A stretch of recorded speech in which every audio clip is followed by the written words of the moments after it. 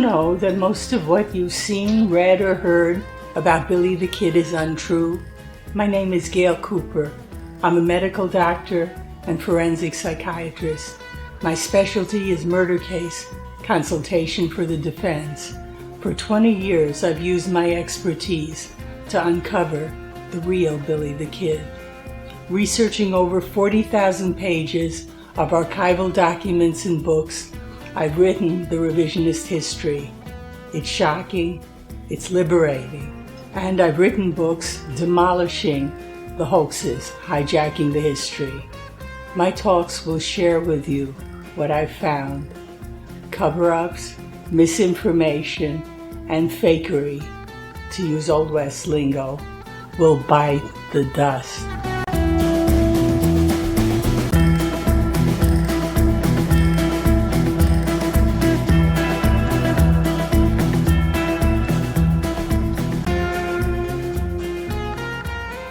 This talk exposes the Brushy Bill stories faked Lew Wallace pardon bargain in his hoaxes book, alias Billy the Kid.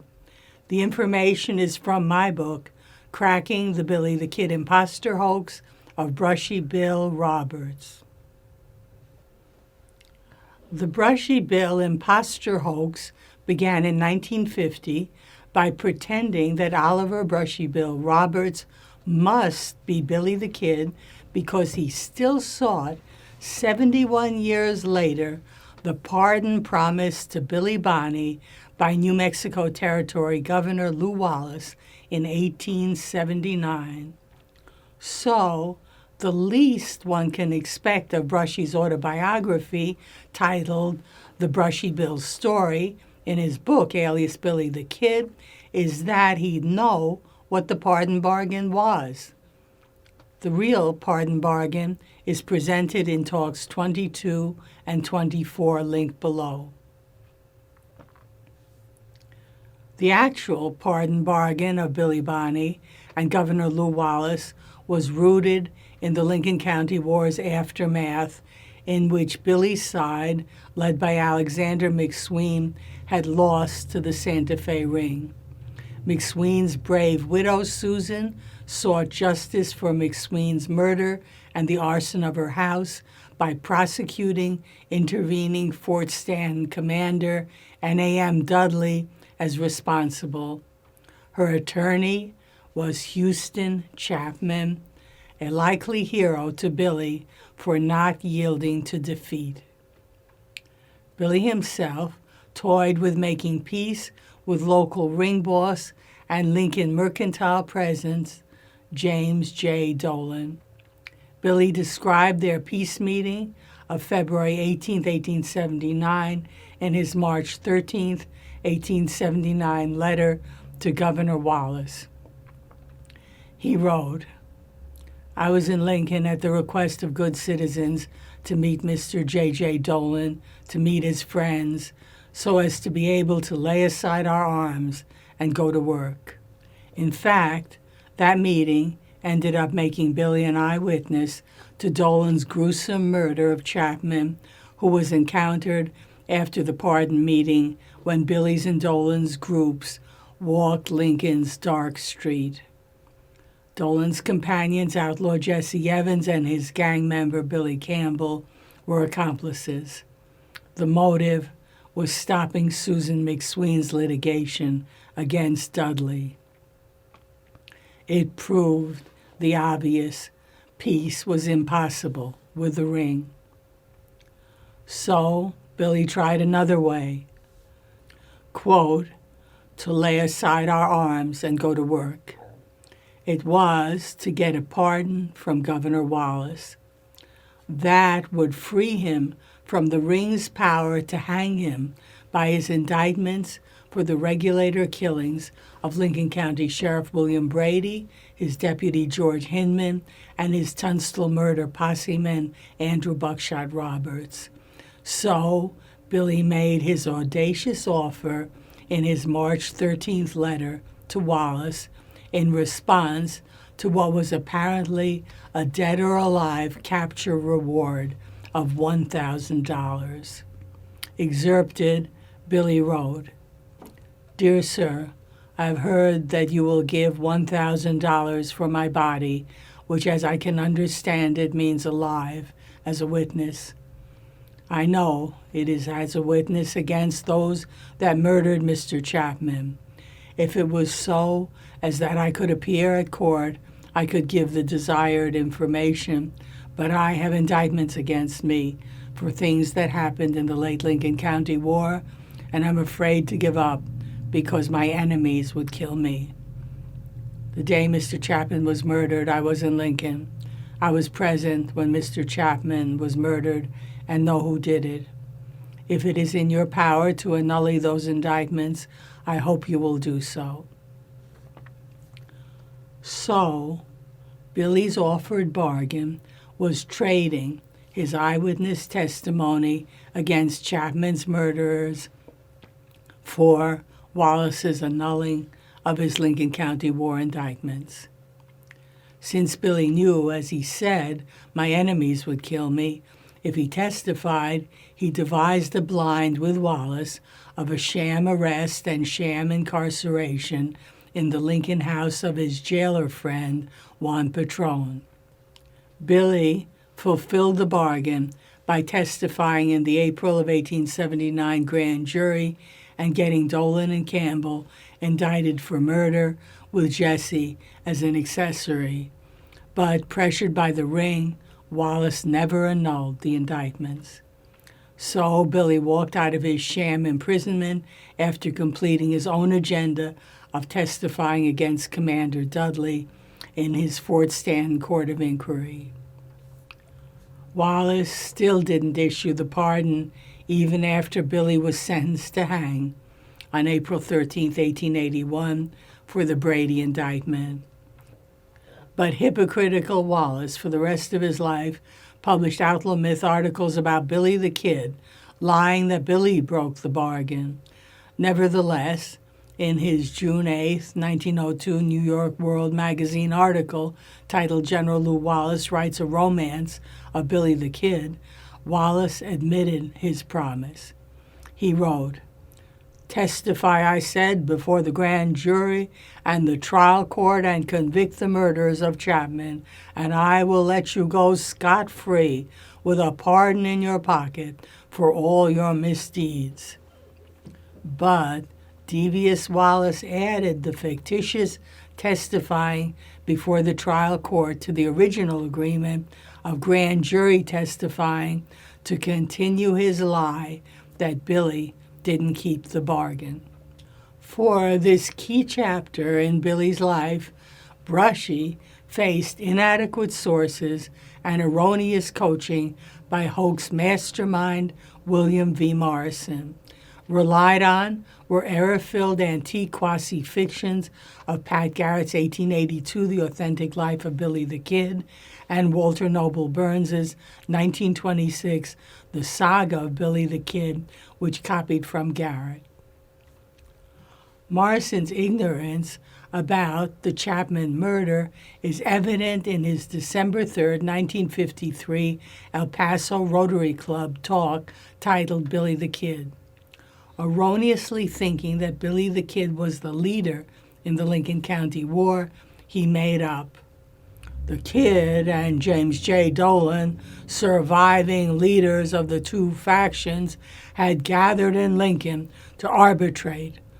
At the close of a favorable agreement, Attorney Chapman, representing the widow of McSween, was killed by Dolan's men.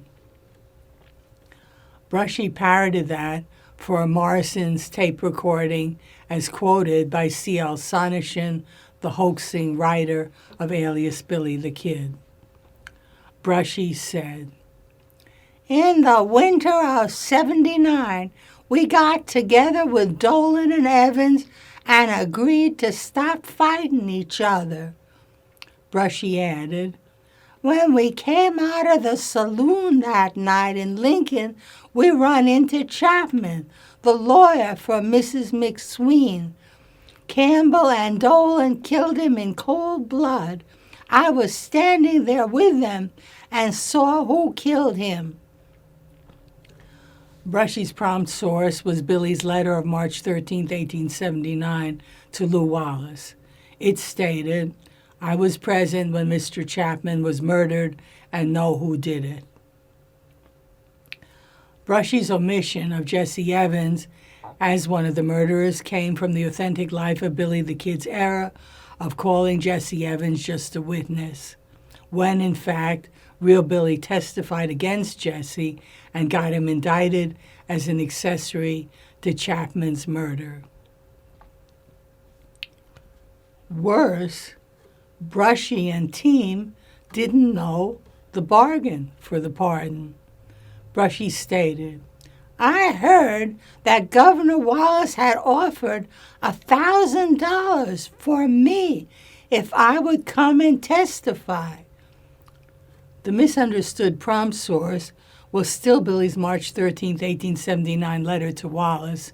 It stated, "I have heard that you will give $1,000 for my body, which as I can understand it means alive as a witness.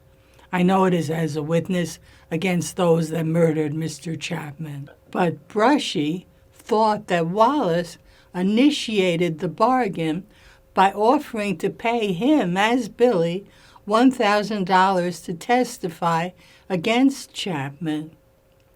In reality, Wallace's $1,000 reward had been for capturing Billy as an outlaw. Billy merely used the reward as an excuse to contact Wallace to initiate a bargain. The prompt source for the Wallace as initiator error, around which Brushy confabulated, was the saga of Billy the Kid. It stated, "Governor Wallace determined to have a personal interview with Billy the Kid and use his power of persuasion to induce him to leave off fighting and lawlessness and settle down to useful citizenship." Another source for the error was Wallace's own outlaw myth press, used as a footnote elsewhere in alias Billy the Kid. It was his June 8, 1902 New York World Magazine article titled "General Lew Wallace Writes a Romance of Billy the Kid." It had Wallace's lie repeated in all his outlaw myth articles that he initiated the bargain and Billy broke it. Excerpted, it stated, "When I reached New Mexico to be governor, it was declared that Billy the Kid had been a witness to the murder. Could he be made to testify? I had been sent to the Southwest to pacify the territory. Here was an opportunity I could not afford to pass by. Therefore, I arranged the meeting by note deposited with one of the outlaw's friends." For Billy's first pardon meeting with Wallace, Brushy and team floated the special knowledge trick with Brushy's confabulation. "We didn't meet like they say we did in the daytime at Patron's." The source was the saga of Billy the Kid's fabrication, stating, "Governor Wallace sat with General Hatch, Juan Patron, and a group of Army officers on the porch of the Ellis house."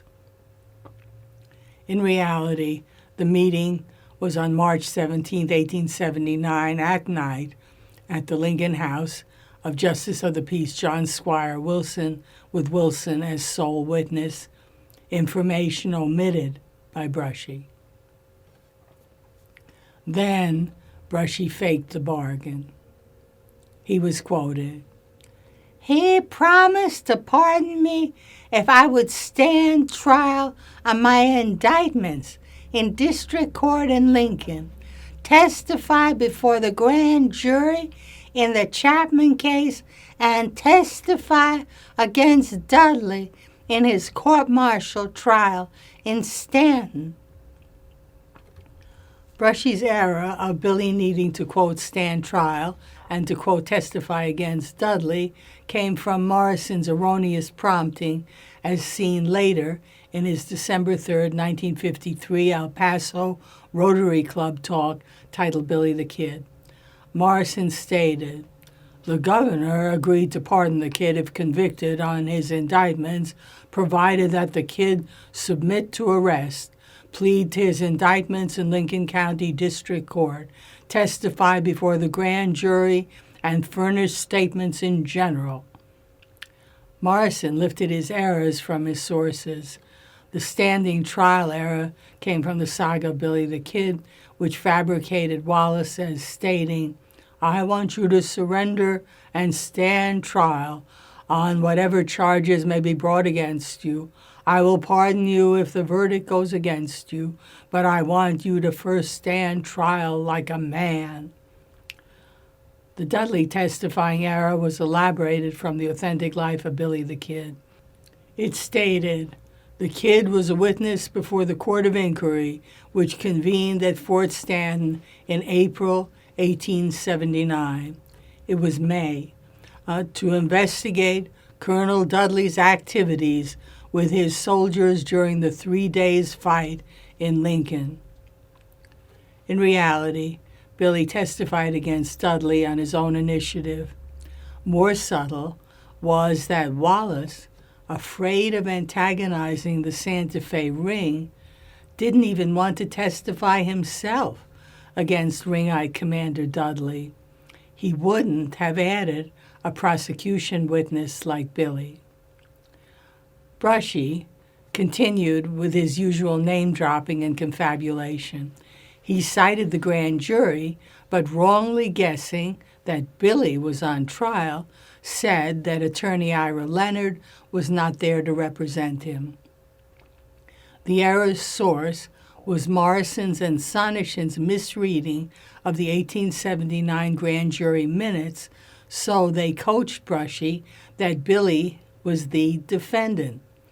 Sonishin cited those minutes in the alias Billy the Kid source footnote accompanying Brushy's error. In reality, Billy needed no lawyer.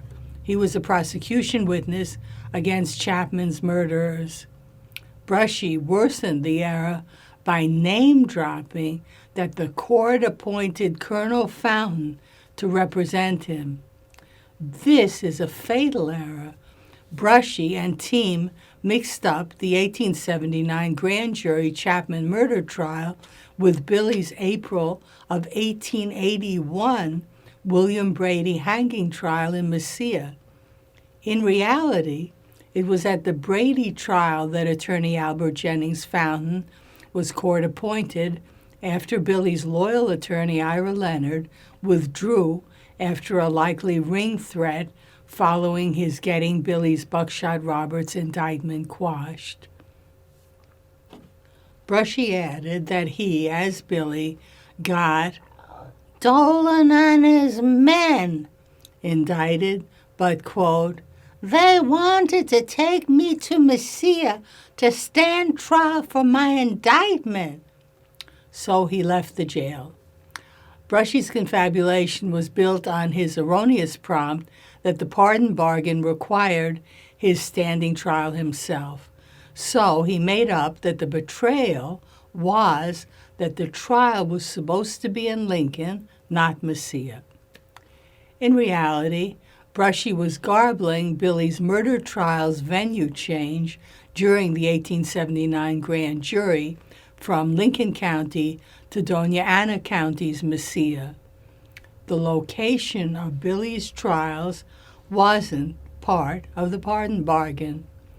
Billy left incarceration because he knew the ring was about to rush him to hanging, and Wallace had issued no pardon. Also to be noted is that Brushy didn't know that Billy's sham incarceration was in Juan Patron's house, not a jail. In alias Billy the Kid's appendices, Sonishin links the Wallace pardon bargain to Brushy's modern pardon request. Brushy states, "That governor over there didn't do right. He made promises, then he failed to do as he said he would. I done everything I promised him to do. Now I think this governor ought to go through with the deal they made to me." Brushy's prompt source likely in hand as Morrison tape recorded him, was Billy's March 4th, 1881 Santa Fe jail letter to Lew Wallace. Billy wrote, "I have done everything that I promised you I would, and you have done nothing that you promised me." That was it for Brushy and the Pardon Bargain. So Brushy's autobiography as Billy the Kid continued to show no special knowledge, parroting of sources, prompting by his hoaxing team, confabulating, fatal errors, and fatal ignorance, all proving he wasn't Billy Bonney. And it showed the hoaxer's labor to trick readers. The talk to follow will debunk the Brushy Bill story's fake pursuit and capture of Billy Bonney in alias Billy the Kid.